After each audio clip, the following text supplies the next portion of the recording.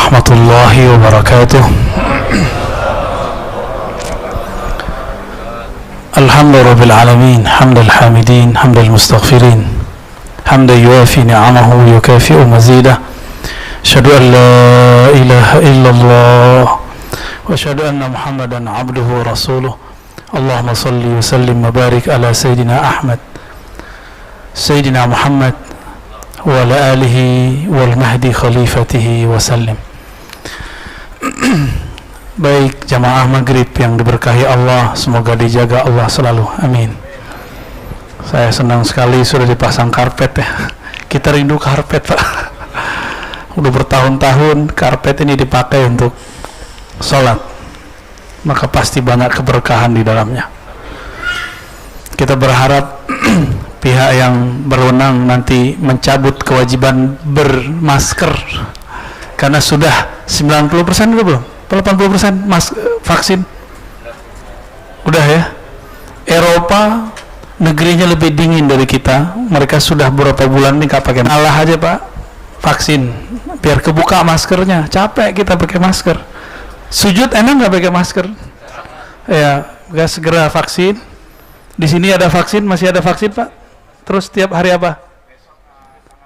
Besok tanggal 10. Ya udah vaksin deh, saya tanggung jawab dunia akhirat. Di situ ada ini Ustaz, antum kan nggak ahli hukum. Guru kita banyak ahli hukum, profesor doktor, mereka sudah mengeluarkan fatwa bahwa boleh. Bahkan kalau di MUI itu udah nyebutnya darurat. Ya. Ada yang nanya, ini Ar-Razi kok ngizinin vaksin? Apa nggak ada wali yang menggemblengnya? Wali apa? Wali murid? Oh banyak. Ya ada lah, masa nggak ada wali guru kita? Ya. Kalau kita nggak punya guru waliullah, siapa yang mengajarkan kita takut kepada Allah Subhanahu wa Ta'ala? Yang ngerem saya selama ini kan mereka-mereka itu. Ya, tapi banyak Pak ya. Wali-wali itu banyak, cuma nyamar-nyamar. Apa kata Imam Nu'taillah? Subhanalladzi satara sirral khususiyyah bi zawahiril basyariyah. Sungguh hebat Allah yang membalut kekhususan wali-walinya dalam penampilan manusia biasa. Bahkan mungkin penampilan manusia yang kita anggap paling bermaksiat barangkali. Kita akan lihat mereka ternyata dalamnya spiritnya spirit walaya, seorang wali. Mungkin bajunya nggak kayak saya pakai gamis, pakai rida ya, tapi ternyata ruhani mereka, ruhani para wali ya. Belum tentu yang baju-baju kayak saya ini wali lah ya, yang pasti wali murid ya. Kalau mau jadi wali nikah Pak, tapi nikah siri. Baik. Tema kita lumayan berat. Saya lama berzikir, bersolawat untuk, saya mau ngomongin apa ya? Hadisnya sudah, datanya sudah banyak Pak. Dulu saya juga pernah bahas itu di beberapa tempat. Tapi ini sudah lain ya. Karena judulnya Ta'ifah Man Surah, Tentara Al-Mahdi. Ya.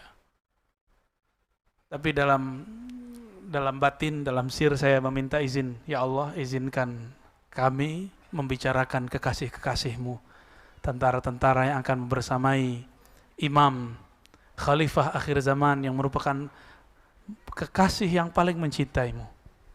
Ya, kita izin, mari kita baca surah Al-Fatihah. A'udzubillahi minasy Bismillahirrahmanirrahim. Ya kana mdiyan husin sallallahu alaihi wasallam.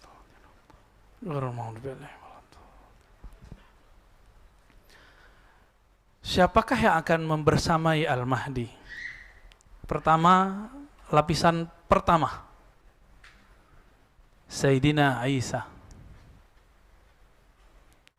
Sayyidina Balya, Khidir alaihis salam, Sayyidina Ilyas alaihis salam. Namun riwayat yang paling sahih menyebutkan Sayyidina Isa. Itu ada di Sahih Bukhari, ada di Sahih Muslim. Adapun tentang Sayyidina Al-Khidir ada di riwayat yang berpencar, tapi riwayatnya diragukan oleh ahli hadis, tapi disahihkan secara ruhani oleh ahli ruhani. Begitu juga Sayyidina Ilyas. Jadi setiap musim haji, Nabi Ilyas dan Nabi Khidir Balia ibn Mulkan berkumpul di Padang Arafah tanggal 9 Zulhijjah. Berkumpul mereka bermusyawarah. Sayyidina Ilyas alaihissalam, beliau ini bertugas di daratan. Sedangkan Sayyidina Al-Khidir bertugas di lautan. Itu sebabnya Sayyidina Musa alaihissalatu wassalam ketika disuruh Allah mencari guru Nabi Allah Khidir, ketemunya di mana? Di pantai, di laut. Bapak kan gak dapat cerita ya, Nabi Musa dibawa ke dalam laut kan gak dapat cerita. Terus dibilang khurafat. Itu asli Pak. Yang diceritakan di Quran itu yang kira-kira bisa diceritakan. Lalu disimpan selebihnya. Adakah disebutkan berapa lama Nabi Musa belajar ke Nabi Khidir? Kan gak disebutkan. Lumayan lama itu Pak. Bukan langsung sehari jadi, enggak. Itu lama. Mirip-mirip kayak orang nyantri. Nyantri berapa tahun minimal? Sanawiyah, aliyah berapa tahun? 6 tahun ya kira-kira segitulah. Bisa jadi lebih. Cuma dalam cerita yang kita dapat kayaknya sebentar. Enggak, itu waktunya lumayan lama. Kalau waktunya lama, ilmu yang diberikan Sayyidina Khidir, apakah sedikit atau banyak? Banyak. Jadi kisah pertama itu ada muqaddimahnya, ada juga setelah itu. Kisah yang kedua ada juga muqaddimahnya, juga ada setelahnya. Begitulah yang terakhir. Jadi kalau ada 3 kejadian besar, kita memprediksinya sekitar 6 tahun atau lebih. Lebih dikit, 6 atau 7 tahun. Dan itu lama, ya. Seorang Nabi Musa, Nabi loh, masih berguru. Antum siapa? Ya, orang luar biasa. Ngelewatin Nabi Musa? Tentu tidak. Maka karena kita bukan seorang yang hebat, bukan juga seorang Nabi. Nabi pun masih belajar, masa kita tidak belajar? Ya. Maka saya yakin yang hadir ini orang-orang yang dapat nur Musawiyah, ya. Nur Nabi Musa mau belajar. Alhamdulillahirabbil alamin. Ini barisan pertama. Siapa? Nabi Isa, Nabi Khidir, Nabi Ilyas. Ada 3. Ini riwayatnya kalau versi saya sahih. Tapi digabung antara ilmu hadis dengan ilmu ruhani. Cuma kalau versi ilmu hadis yang sahih cuma Nabi Isa, ya. Ulama-ulama ahli rohani, wali-wali Allah, ya, kalau kita temuin mereka bilang, wah ini semuanya Nabi Isa turun, Nabi Khidir juga, Nabi Ilyas juga, ya. Itu yang pertama, ini barisan pertama. Berikutnya siapa lagi? Sebagaimana ini rumusnya adalah al-ulama warathatul anbiya, ulama pewaris para nabi. Kemudian ada rumus kedua, ismuhu yuwati usmi, tanda-tandanya, kemuliaannya, ciri-cirinya sama dengan ciri-ciriku. Sayyidina Muhammad sallallahu alaihi wasallam biasakan kalau nyebut nabi pakai Sayyidina. Itu bukan masalah NU Muhammadiyah. Kitab-kitab yang saya baca ditulis sebelum ada NU dan Muhammadiyah, mereka nyebut nabi dengan Sayyidina. Imam Taqiyuddin Al-Husni, pengarang kitab Khifatul Akhyar, itu nyebut Nabi selalu Sayyidul Wujud. Nabi Muhammad juga mengatakan, Ana Sayyidul Wadi Adam, aku adalah Sayyidnya manusia. Sayyidnya manusia, ini depan saya manusia bukan? Manusia apa jin? Mungkin ada jin yang nyerupain kali ya. Sayyid waladi Adam, anak keturunan manusia, akulah Sayyidnya. Hatta Nabi Adam butuh syafaatku, hatta Nabi Ibrahim butuh syafaatku, hatta Nabi Musa, Nabi Isa butuh syafaatku. Ini dibutuhkan syafaatnya. Terus antum nyebut-nyebut nama beliau Muhammad, ya nggak sopan lah. Kecuali ada namanya Muhammad apa nih? Ada namanya Muhammad Fadli gitu ya. Berarti nama orang selain Nabi Muhammad, nggak ada masalah. Guru kami yang dari Mesir, dari Yaman, dari India, dari Suria, itu hampir semua nyebut nama Nabi pakai Sayyidina. Ya. Kadang-kadang saya sih keceplosan juga menyebut nggak pakai Sayyidina. Taib. Nabi Muhammad SAW ketika beliau berdakwah itu ada 4 sahabat utama di sekitarnya, benar. Sayyidina Abu Bakar, Umar, Utsman, Ali, benar. Maka nanti juga akan ada penasehat atau orang-orang penting beliau, itu sekitar 4 orang bersama Nabi Sayyidina Al-Mahdi. Ini rumus-rumusnya ngikutin pola Nabi, Pak. Enggak juga berubah.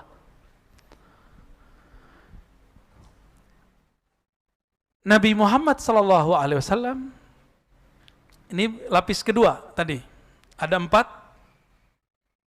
Apa sebutannya itu? Sayyidina Abu Bakar itu sebutannya apa? Antum kasihlah istilah ya. Penasehat nggak mungkin masa Nabi dinasehati. Apa sebutannya, Pak? Panglima kali. Ya, menteri. Menteri lah ya. Menterinya Rasulullah. Atau wakilnya Rasulullah 4. Ini 4 nih. Sayyidina Abu Bakar, Umar, Sayyidina Utsman, Sayyidina Ali. Ya. Ahlus sunnah tidak membenci sahabat. Ya. Ini lapisan berapa? Yang kedua. Nabi tahun kedua Hijriah, bulan Ramadan, ini biar antum gampang memahami kenapa muncul nanti pembagian-pembagian begini. Semuanya ngikutin pola Sayyidina Muhammad sallallahu alaihi wasallam.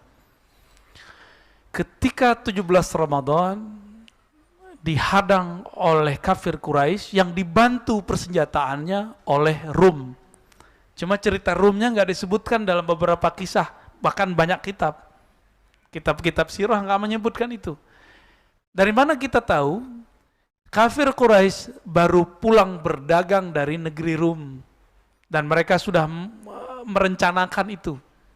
Tapi ada versi lain, bahwa ini adalah pembalasan dari sahabat. Mungkin nggak sahabat 313 merencanakan balas dendam kepada orang ribuan? Mungkin nggak? Maka saya mengkritisi kisah bahwa Nabi dan para sahabat merencanakan untuk mensabotase mereka. Itu mustahil.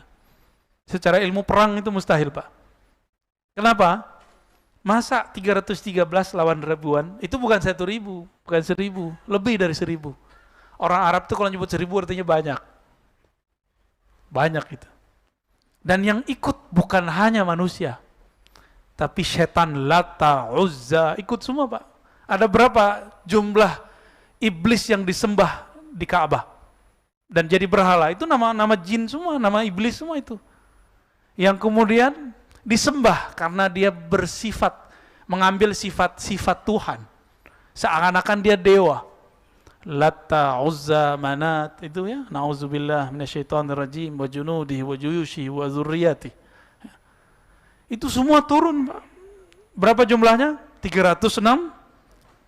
Ikut semua perang. Antum nggak pernah diceritain ya?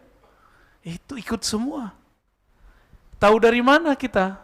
Dalam Sahih Bukhari, Sahih Muslim, Sunan Abu Daud, Tirmizi, itu beberapa riwayat menyebutkan.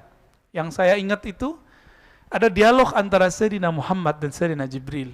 Jibril, kata Nabi Muhammad, yang ikut perang di antara kalian para malaikat itu siapa aja waktu perang Badar. Jadi Nabi sama malaikat tuh kalau ngobrol itu bisa cerita-cerita masa lalu. Ya ngopi-ngopi kira-kira begitulah. Kalau kita ngopi cerita masa lalu kan, sama masa depan. Jibril kerjaannya begitu sama Nabi. Antum kan mengira selama ini Jibril itu gurunya Nabi. Kalau versi saya tidak. Justru Jibril itu berguru kepada Nabi. Nanti saya cerita ya, ada masanya. Lebih mulia Nabi Adam atau Nabi Muhammad SAW? Dulu waktu di surga, Nabi Adam jadi guru para malaikat atau jadi murid? Guru pemurid? Wah, ini orang Bintaro beda pendapat nih. Ya, ulama Bintaro ikhtalafu. Mana yang benar? Nabi Adam jadi guru malaikat atau jadi murid? Tuh masih ada yang bilang murid soalnya. Yang bilang murid apa alasannya? Hah? Bingung juga ya? Coba lihat ada ayatnya. Ya Adam ambihum bi asma'ihim. Hai Adam, kabarkan kepada mereka. Itu terjemahan. Tapi kalau dalam arti umumnya, ajarkanlah para malaikat nama-nama yang aku ajarkan kepadamu. Guru bukan? Guru. Anbihum itu juga artinya nabi. Maka ada sebuah kaidah di kalangan ulama Ahlussunnah sebagian, Nabi Adam itu pernah diutus kepada para nabi, para malaikat. Ya. Lebih mulia Nabi Adam atau Nabi Muhammad? Nabi Muhammad SAW. Dulu Sayyidina Jibril ikut ngaji kepada Nabi Adam. Sekarang kira-kira orang yang lebih mulia daripada Nabi Adam jadi gurunya apa jadi muridnya Jibril? Jibril itu disebut Rasul, bukan Syekh, bukan Muallim. Ini Jibril saya ngomong ini gak marah Pak. Dia akan anggu-anggu insya Allah. Karena data-datanya banyak. Sayyidina Jibril itu pembawa berita, disebut Rasulul Malaikah. Rasulnya para malaikat. Datang ke Nabi Muhammad. Membawa berita. Jadi dia itu pengantar surat sebenarnya. Pengantar tapi suratnya dari Allah, kira-kira gitu. Itu pun Jibril gak langsung ketemu Allah. Allah sampaikan kalamnya kepada Al-Luh Al-Mahfuz, tempat yang sangat suci di atas langit ketujuh sana. Kemudian disuruh Sayyidina Jibril mentransfernya. Jadi beliau itu pembawa berita, bukan sebagai gurunya Nabi Muhammad SAW. Kenapa? Saya sudah pernah menyampaikan di sini. Allah berfirman kepada Nabi Muhammad. Lewat Jibril juga disampaikan. Wa innaka, hai Muhammad, sungguh engkau la tulaqqal Qur'ana min ladun hakim alim. Ya. Engkau sungguh langsung dapat, boleh, sanggup mengambil talaqi, mengambil Quran dari sisi Allah, ladun. Maka disebut laduni itu adalah yang diwariskan Nabi Muhammad SAW kepada para wali. Daripada siapa? Min ladun hakim, dari sisi Allah yang maha hakim, yang maha alim. Berarti Nabi Muhammad itu dapat wahyu dua. Pertama wahyu syariat, itu diantar lewat Sayyidina Jibril. Yang kedua lewat langsung ruhnya ngambil dari Allah Subhanahu wa ta'ala. Faham di situ? Kira-kira lebih faham Quran Nabi apa Jibril? Nabi Muhammad. Kenapa? Alam ini ada karena Nabi Muhammad. Jibril itu ada karena Nabi Muhammad SAW. Kira-kira begitu. Jadi jangan salah konsep. Jangan salah konsep, ini bukan ajaran baru. Ini di kitab-kitab ada ya. Cuma ulama berbeda pendapat. Lebih mulia malaikat atau manusia? Yang bilang mulia malaikat itu adalah kalau manusianya biasa. Kalau manusianya wali atau nabi, lebih mulia wali atau nabi daripada malaikat. Bapak ini dari tadi bisa zikir macam-macam kan? Antum? Subhanallah, alhamdulillah. Malaikat itu zikirnya itu aja. Subhanallah, alhamdulillah, Allahu Akbar. Beberapa waktu lalu muncul di YouTube ada salawat Jibril. Ya itu salawat Jibril itu doang, sallallahu ala Muhammad. Sedangkan kita banyak salawat kita, ya. Baik. Berapa jumlahnya waktu perang? Jumlahnya sahabat Nabi Ahlul Badar 313. Maka nanti juga akan diulang kembali. Pertama 3 Nabi, 4 wakil, lalu ada 313 tentara utama pewaris Al-Badar. Pewaris Ahlul Badar.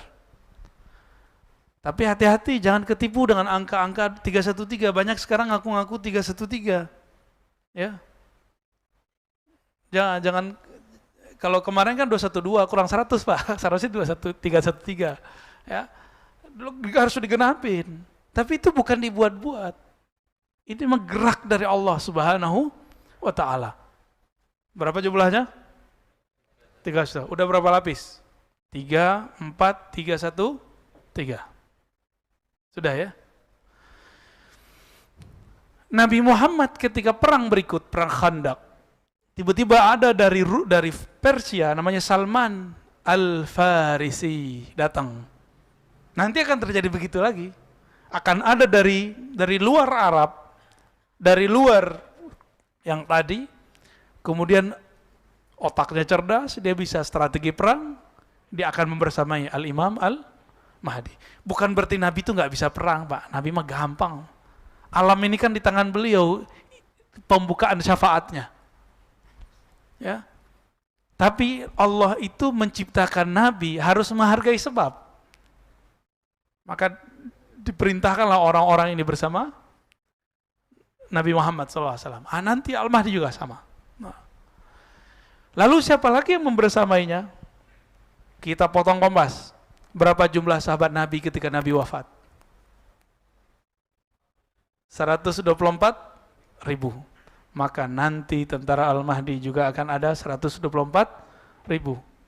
Gak tahu, mungkin ada tambahan lagi, wallahu alam. Tapi ini pola-polanya kira-kira seperti itu. Dan semuanya punya ruh wali.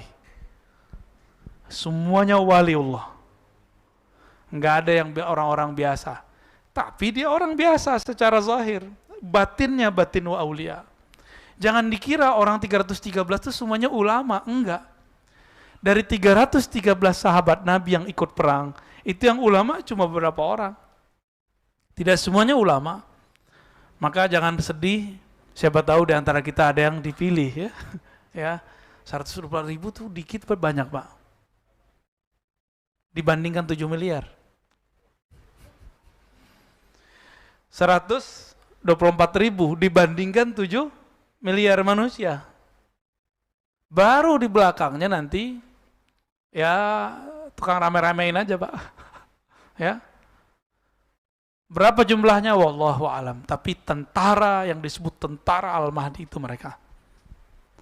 Tadi saya meninggalkan kisah Sayyidina Jibril. Apa kata Nabi? Bril, kira-kira gitu ya.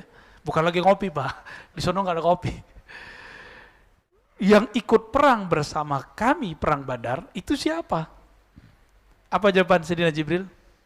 Sebagaimana yang ikut perang di antara kamu adalah orang-orang terbaik di kalangan manusia, maka yang ikut perang bersama engkau dari kalangan kami para malaikat muqarrabun itu juga yang terbaik. Tapi saya lupa berapa angkanya di situ, 70.000 atau 70 gitu. Saya lupa, Pak. Ya. Ini hafalan kita kadang-kadang nggak datang tepat saatnya nih. Cuma yang kita ingat, beliau menyebutkan malaikat-malaikat terpilih. Berarti malaikat itu ada stratanya juga. Maka di hadis Muslim saya menemukan seorang sahabat ketika berperang, perang Badar, pedangnya belum sampai ke musuh, musuhnya udah mental duluan. Nanti bisa kejadian begitu, mirip-mirip kayak film-film pendekar ya. Jahat gitu ya. Itu nanti kejadian, Pak. Nah, ini secara barisan barikadenya kira-kira ya. Sekarang siapakah mereka yang 4, yang 313, yang 124.000 itu? Ya, siapa mereka sebenarnya? Yang pertama hadis kita baca di depan. Al-ulama warathatul anbiya. Ulama-ulama itu pewaris para nabi. Apa yang diwarisi dari nabi? Duit? Enggak. Istri? Enggak, banyak kok wali jomblo. Istri atu. Kalau nabi kan istrinya berapa, Pak? 13. 11, lalu kemudian saat beliau meninggal ada 9 istri. Jadi bukan itu yang diwarisi ya. Walaupun nanti boleh kalau sudah daulah berdiri itu boleh nikah banyak-banyak. Nanti kata Nabi, satu laki-laki banding 50 perempuan di hadis Imam Muslim. Ta'dilu khamsina imra'ah. Ya, 50 perempuan. Kenapa? Habis perang. Habis perang itu terjadi. Jadi ciri pertama mereka ruhaninya ruhani ulama, walaupun tidak bisa baca kitab. Ulama itu siapa di Quran? Surat Fatir.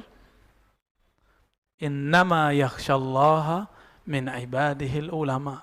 Yang takut kepada Allah cuma hanya ulama. Berarti yang menjadi pewaris Nabi nggak mesti bisa baca kitab. Ya, kebetulan saya nggak bawa kitab, Pak, nggak bawa ya. Jadi yang nggak bisa baca kitab nggak usah sedih, nggak masalah. Tapi ada nggak rasa takut kepada Allah di kolbu? Kalau ada potensi menjadi tentaranya. Ya, kalau ada itu dalam diri saya bisa jadi tentaranya. Kalau umur panjang, kan masa depan itu kita nggak tahu. Ya, la ya'lamul ghaiba illallah. Tidak ada yang tahu alam gaib kecuali Allah Subhanahu wa taala. Kecuali kita dikasih tahu. Ya, itu satu. Yang kedua, siapa mereka? Mereka ini adalah orang-orang yang pribadinya adalah pribadi-pribadi arifin billah. Orang-orang yang mengenal Allah Subhanahu, itu yang level yang ring 1, ring 2 itu, Pak. Itu arif. Apa arti arif? Dia kenal kepada Allah. Sejauh apa dia kenal kepada Allah? Melebihi nama. Dia kenal nama Allah, dia kenal sifat Allah. Bahkan diberi pengenalan mengenai rahasia-rahasia tentang siapakah hakikat Allah itu. Tapi itu di dalam dirinya, nggak boleh dibuka. Ya, arifina billah. Kenapa? Karena di akhir zaman ini ilmu-ilmu begitu dibuka. Di saat dulu belum dibuka, baru ditaruh dalam tempat-tempat tersembunyi. Sebagaimana dikabarkan oleh Sayyidina Abu Hurairah. Beliau mengatakan, aku diajarkan Nabi 2 karung. 1 karung boleh disebarkan, 1 karung tidak boleh disebarkan. Yang 1 karung ini akan disebar di akhir zaman ini. Ini zaman ini, Pak. Ya. Yang boleh kita sebar itu kitab hadis. Maka insya Allah next kita buat kajian kitab hadis setiap malam Jumat sekali sebulan insya Allah ya. Benar, Pak ya. Kalau sekali seminggu saya nggak kuat, Pak. Sekali sebulan insya Allah malam Jumat habis Isya kita buat kajian di sini. Kajian kitab hadis Sahih Muslim. Nanti kita pilihkan babnya. Jilid pertama dulu. Siap untuk punya kitab ya? Ya, beli kitab di luar, kita ngaji hadis di sini. Kita buka dulu yang pertama, semoga yang kedua ikut kebuka. Ya. Karung pertama kita buka, itulah hadis Nabi, itulah Quran.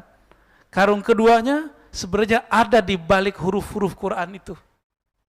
Ada di balik kalam-kalam Nabi itu. Jadi sebenarnya Abu Hurairah itu lagi main-main sama kita, lagi canda-candaan sama kita. Gue punya 2 karung gitu. 1 disebar, 1 enggak. Mana ada ilmu enggak dibuka, tapi disimpan dalam setiap huruf-huruf Quran itu ada sir-sir Allah Subhanahu wa taala.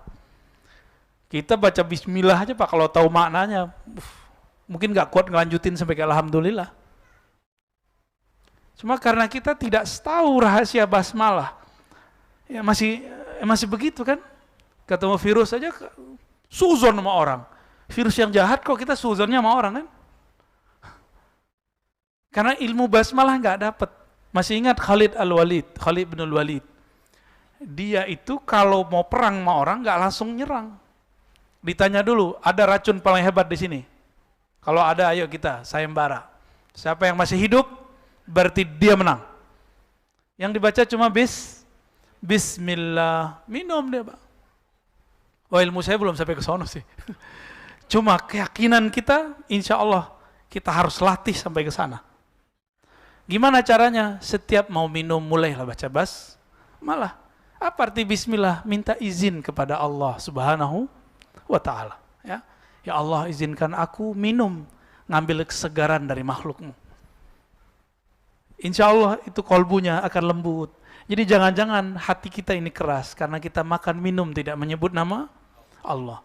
Ya. Tadi cirinya berapa udah? 2, arifin. Ya, kenal, ini sebenarnya cabang yang pertama. Yang ketiga, dalam hadis Imam Bukhari, Muslim, Abu Daud, Tirmizi sama, tapi lafaznya sedikit berbeda. La tazalu ummati zahirina 'alal haqq. Senantiasalah di antara umatku zahirina 'ala. Zahirin itu artinya menzahirkan, tapi kalau ditambahin 'ala itu artinya tolong menolong.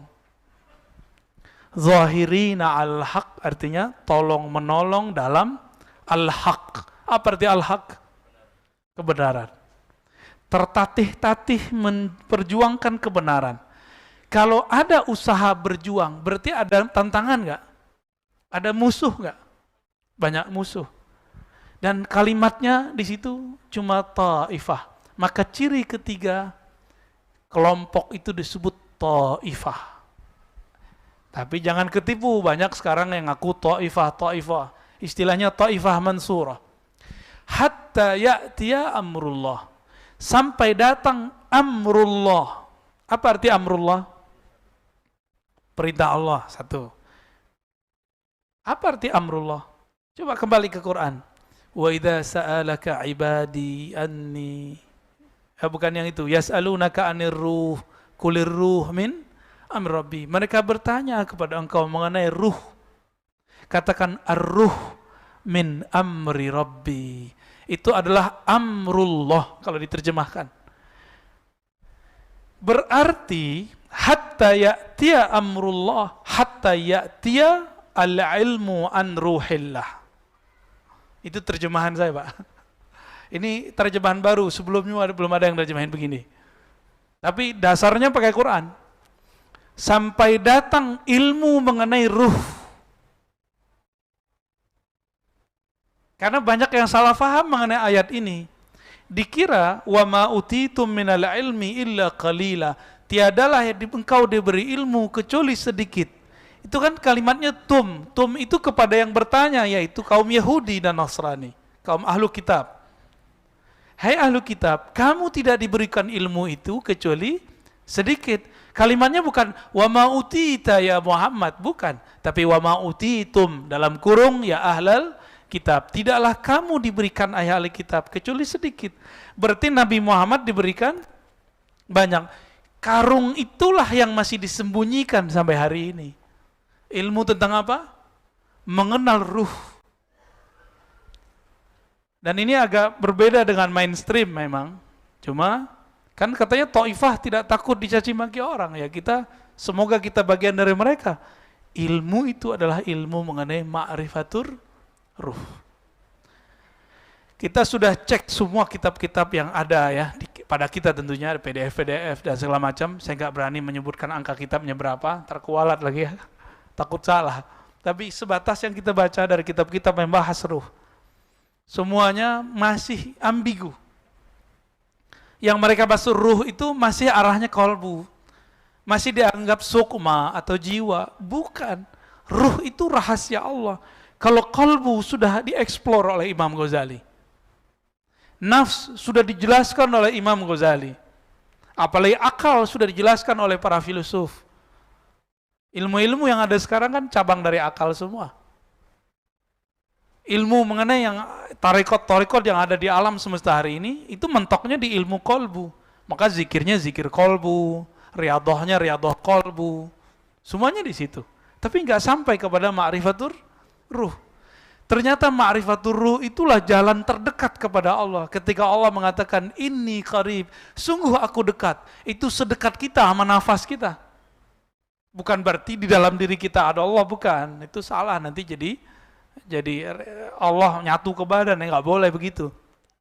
Tapi dekat sekali, dan dekatnya hanya Dia yang tahu, dan kekasih-kekasihnya. Ya, Allah kasih kunci-kuncian. Dekatnya Allah dan Nabi Muhammad itu seperti qaba qausaini au adna, seperti dua busur atau lebih dekat. Itu Nabi Muhammad, Pak. Jika Al-Imam Mahdi sedekat itu kepada Allah, maka jika Nabi Muhammad sedekat itu kepada Allah, maka Al-Mahdi juga sama. Kan pewarisnya adalah Al-Mahdi. Tadi saya kembali ke hadis pertama, ada yang ketinggalan. Ulama pewaris para nabi. Oke, nabi berapa tadi? 124.000. Sahabat berapa?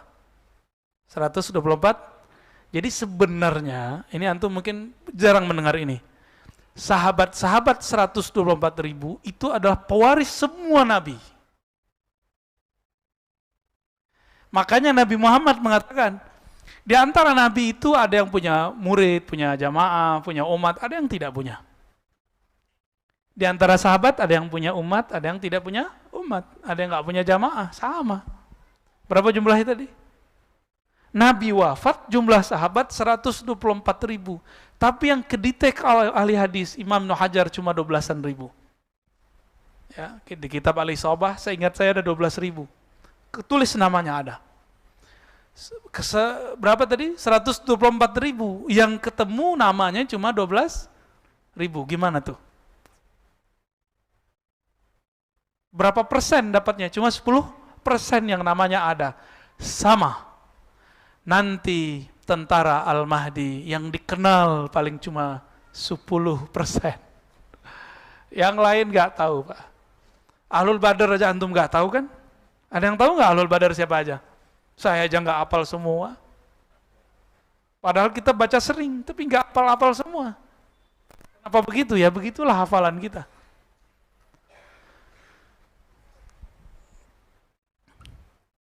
Jika semuanya mewarisi para nabi, maka 124.000 nanti tentara Al-Mahdi itu juga pewaris para sahabat. Berarti mereka juga pewaris nabi, udah begitu ilmunya. Maka layak nggak mereka nanti dapat ilmu mengenai ruh? Layak.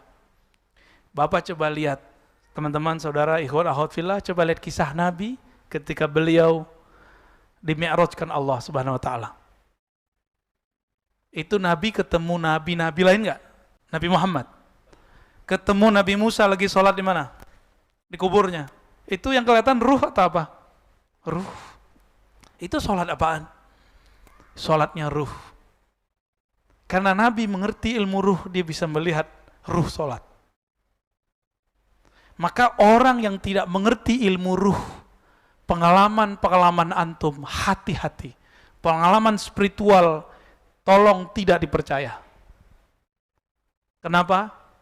Karena ini alam gaib, itu alam yang antah berantah, alam yang berbahaya. Banyak orang calon-calon wali, bahkan wali dipecat dari kewaliannya karena terjebak di alam itu. Banyak, bukan satu dua. Barsiso, tahu Barsiso? Dipecat, Pak. Jadi cerita wali dipecat dari dulu sudah ada. Itu contohnya. Barsiso. Musailamah, dulu kan belum Al-Kazzab. Musailamah itu bisa melihat malaikat, bisa melihat, ngakunya dia. Tapi yang dia lihat bukan malaikat sebenarnya. Yang dia lihat itu iblis menyerupai diri. Lalu ada seorang dekat, jadi bisa jadi ini terjadi pada orang-orang dekatnya Rasulullah. Sama, nanti akan ada orang-orang dekatnya Al-Mahdi. Itu murtad, nauzubillah min dzalik ya. Semoga kalau kita ditakdirkan bersama beliau, kita bukan yang murtad itu ya. Jadi Nabi diturunkan ayat surah Al-Mu'minun mengenai penciptaan alam, penciptaan manusia. Lalu orang ini selesai menulis, dia mendengar sesuatu. Jadi dia larut terbawa oleh Nabi ke alam malaikat. Malaikat Jibril lagi membacakan lafaz, terdengar olehnya. Terus dibacakan, wahai baginda Rasulullah, aku mendengar lanjutan ayat ini, tabarakallah, ahsanal khaliqin, kalau nggak salah itu ya, di surah Al-Mu'minun itu. Terus Nabi bilang, betul. Dia ketipu ketika Nabi mengatakan, betul, benar, sahih ente, gitu. Ketipu dia di situ. Nabi kan susah, Pak, untuk mengatakan tidak kepada orang lain. Nabi itu selalu bilang, iya, kamu benar. Apa dalam batin orang ini? Orang ini lagi diuji. Diuji dia. Ketika dia menjadi penulis wahyu, dan mendengarkan lafaz-lafaz wahyu yang Nabi dapat dari malaikat. Apa kata dia dalam hati? Kalau gitu mah gue juga bisa jadi Nabi. Kalau gitu mah gampang jadi wali. Oh begini cara dapat wahyu. Oh begini alam gaib. Gampang sekali ya. Kena dia, Pak. Kenapa? Nabi Muhammad tidak pernah bilang tidak kepadanya. Karena Nabi itu nggak pernah bilang, oh tidak. Nabi nggak mau menyedihkan orang. Bahkan ketika ayah seseorang dikatakan, aina abi, di mana ayahku? Kemudian Nabi mengatakan, finnar. Nabi lupa menyedihkan orang, membuat orang sedih. Akhirnya beliau revisi, bapakmu masuk neraka. Nabi untuk menghibur orang ini bawa-bawa pamannya, tapi disebut bapaknya di situ. Sekarang yang nggak mengerti adab kenabian dengan sopannya mengatakan orang tua Nabi masuk neraka. Itu kalau ada zuriat Nabi di sini ditonjok nggak dia tuh? Ya. Tapi Habib mana tuh? Habib kita sini mana? Ya nggak marah, dia sabar-sabar aja dia. Nggak sopan itu. Sangat-sangat tidak sopan. Bapak saudara makan Allah. Habis Isya masih langsung. Azan dulu ya? Oke, baik. Teman-teman yang melakukan Allah, ikhwan akhwafillah. Jadi tentara Al-Mahdi itu, mereka disebut dengan kelompok Ta'ifah. Sedikit, ke Ta'ifah itu sedikit, kelompok kecil. Karena kita sudah kasih tahu tadi, jika semua para sahabat 124.000, Nabi juga segitu, maka jumlahnya gak jauh-jauh dari itu. Baru belakangnya itu bayang-bayang mereka, ya, orang-orang yang ikut ngintil-ngintil mereka lah, murid-muridnya. Jumlahnya gak banyak, lawan 7M. Kalau habis mah virus ini mungkin habis jadi 6 miliar kali ya. Ya, ini kan virusnya belum turun lagi. Ya, kata mereka ada 6 kan? Ini baru 2, Pak. Ya, makanya sekarang nikmati aja dulu ya. Kita pakai masker lagi yang padat. Vaksin lagi, terserah deh dia mau vaksin berapa kali. Ya, kita ikutin aja mainnya. Kan Allah mainannya lebih cakep. Mereka lagi main-main gak sama kita? Zolim gak sama kita? Zolim, kita dimain-mainin. Masa sekarang mau naik pesawat harus begini, mau masuk mall mau gini. Tapi untungnya anak kita jadi lebih bahagia di rumah sekarang ya. Tapi kan satu hal direnggut dari kita. Ini zolim yang sudah global, dan ini bukan masalah kita dengan pemerintah, Pak. Jangan kejebak. Ini masalahnya sudah global. Ini sudah global. Jadi jangan kejebak. Antum itu apa-apa dikit nyalahin wali kota, gubernur, presiden. Jangan mikirnya sekarang global. Jangan kejebak di politik lokal. Ini udah urusannya internasional sudah. Ya. Nggak ada urusannya saya mau bela siapa. Saya cuma ngajak kesadaran kita biar lebih luas, jangan kesadaran cetek. Kesadarannya harus lebih luas. Ini perangnya bukan perang antara Jokowi Prabowo lagi, ya. Bukan antara PDIP, PKB, komunis dengan salah. Enggak, bukan itu lagi. Enggak, ini buktinya komunis lewat tuh nggak ada ya? Nggak ada kan? BNPT, Densus menemukan teroris itu kelompok ekstrim Islam, Pak. Kelompok ekstrim atas nama Islam. Nggak ketemu satupun orang ideologi ini, ideologi itu nggak ada. Yang ada berteologi sebelah itu. Yang tauhidnya uluhiyah, rububiyah, al-mulkiyah, al-hukmiyah. Uluhiyah, rububiyah, nomor 3-nya apa dia? Ya, bukan asma sifat. Al-mulkiyah, hukumnya. Kalau asma sifat paling ngebom kita pakai kata bid'ah. Kalau yang udah hukumnya, itu beneran. Dan Nabi mengatakan, فَإِذَا لَكِيتُمُوهُمْ فَاقْتُلُوهُمْ. Kalau ketemu mereka, perangi mereka. Lafaznya begitu. Tapi ciri-cirinya ribet, Pak. Di Quran disebutkan apa? Di hadis.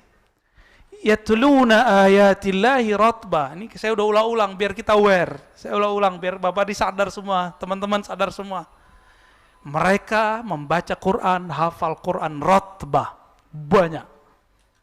Jadi pergerakan akhir zaman ini sama-sama Qurani. Bedanya satu ilmunya ilmu ruh, satu ilmunya cuma hafalan. Satunya cuma simbol, satunya makna. Yang makna ini yang kita ambil nanti ya. Jangan mau diambil. Silakan antum buat rumah tahfiz, tapi ajarkan ruh beragama ya. Tafadhal muazzin.